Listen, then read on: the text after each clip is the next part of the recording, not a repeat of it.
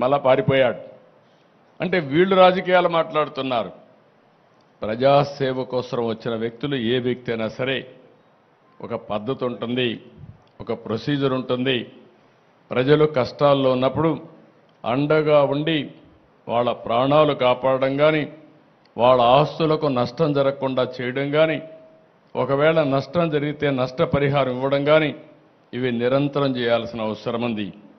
నేను తిత్లీ తుఫాను వచ్చింది, ఎకరా వరి పంటకు 20,000 ఇచ్చాను. వీళ్ళు పాలనకు వచ్చిన తర్వాత ఖర్చులు పెరిగాయి తప్ప ఖర్చులు తగ్గలేదు. అలాంటిది ఎకరాకు ఇచ్చే డబ్బులు 16,000 చేసే పరిస్థితికి వచ్చారు. మళ్ళీ నిన్న మొన్న దిగిపోయేటప్పుడు 1,000 రూపాయలు పెంచారు. నేను ఒకటే ఆలోచించాను, వరి పంట వేసిన రైతులు దగ్గర 70 రోజులు 80 రోజుల తర్వాత పంట పోతే, చేతికొచ్చే సమయంలో పంట పోతే అప్పులు మిగులుతున్నాయి.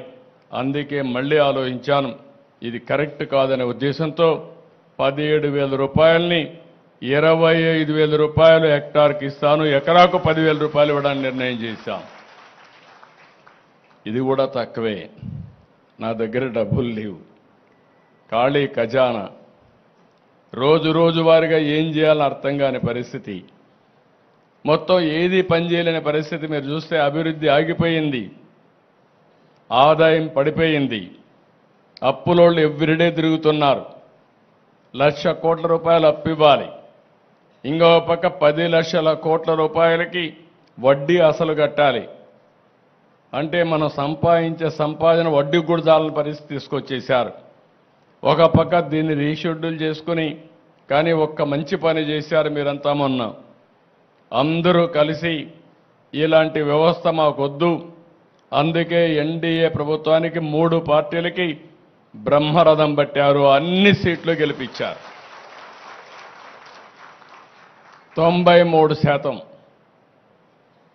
స్ట్రైకింగ్ రేట్ అంటే నిలబడిన అభ్యర్థులు 93% గెలిపించారు. 11 సీట్లే ఎమ్మెల్యేలుగా వాళ్ళకి ఇచ్చే పరిస్థితికి వచ్చారు.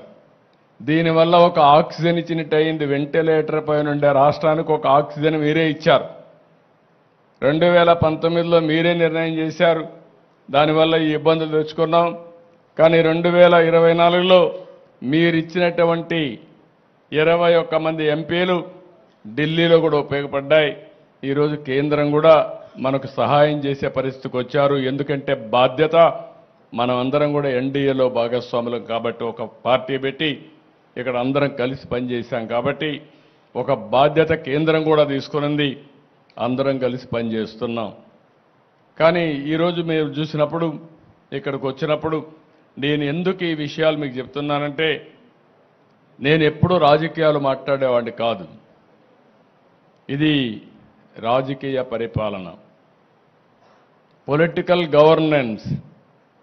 మీరేసింది ఓట్లు ఎన్డీఏ గవర్నమెంట్కి వేశారు. ఎన్డీఏ నన్ను ముఖ్యమంత్రిగా ఎన్నుకున్నారు, ఎమ్మెల్యేలందరూ కలిసి ఎన్నుకున్నప్పుడు మేము ఏదైతే మీకు హామీ ఇచ్చామో ఆ హామీలు నెరవేర్చి మీ జీవితాలకు మళ్ళీ వెలుగు తీసుకొచ్చే బాధ్యత మేము తీసుకోవాల్సిన అవసరం ఉందని చెప్పి కూడా నేను మీకు తెలియజేస్తున్నా. అందుకని నేను ఈరోజు వచ్చినప్పుడు ఎప్పుడు కూడా ఈరోజు 2 జిల్లాలు